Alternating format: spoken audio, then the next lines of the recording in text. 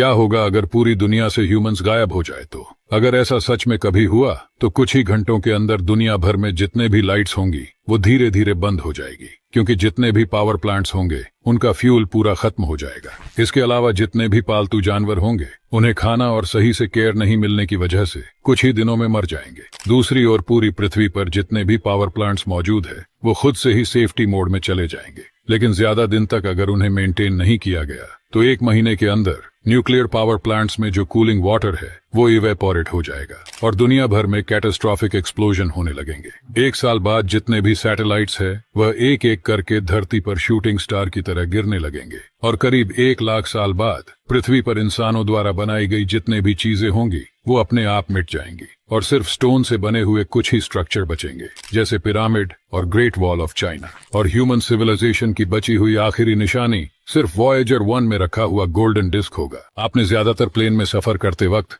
उड़ते हुए एक और प्लेन को नहीं देखा होगा, जबकि आप लाइव प्लेन ट्रैकर खोलेंगे तो आपको एक ही जगह पर कितने सारे प्लेन एक साथ उड़ते हुए दिख जाएंगे, जो कि सच भी होता है। मगर ये मत सोचिए कि 2-3 किलोमीटर दूर पे ही आपको एक और उड़ता हुआ प्लेन दिख जाएगा, पर इतने बड़े आसमान में कम से कम 20 किलोमीटर दूर से भी एक और प्लेन तो दिख जाना चाहिए, है ना? पर फिर भी नहीं दिखता। पर क्यों? दरअसल इसका बहुत ही सिंपल रीजन ये है कि हमारे प्लेन के आसपास भी दूसरे प्लेन्स हमेशा उड़ रहे होते हैं, लेकिन 800 से 900 किलोमीटर स्पीड में वो इतनी तेज निकल जाते हैं कि जिन्हें सिर्फ तभी देखा जा सकता है जब आप पूरे दिन बाहर देखते रहो। दुनिया का एक ऐसा जंगल जो सांस लेता है, इस जंगल का नाम है द ब्रीदिंग फॉरेस्ट, जो कनाडा देश में स्थित है। इस जंगल को कुछ लोग हॉरिबल फॉरेस्ट भी कहते हैं, क्योंकि उनका मानना है कि इस जंगल में मौजूद सारे पेड़ पौधे सांस लेते हैं और उनके जमीन के नीचे कोई ऐसी डिमोनिक एंटिटी है जो वहां से निकलने की ट्राई करती है। बाकी डीमंस का तो पता नहीं, लेकिन अगर साइंटिस्ट की माने तो इस जंगल की हवा ही इस चीज का मेन रीजन है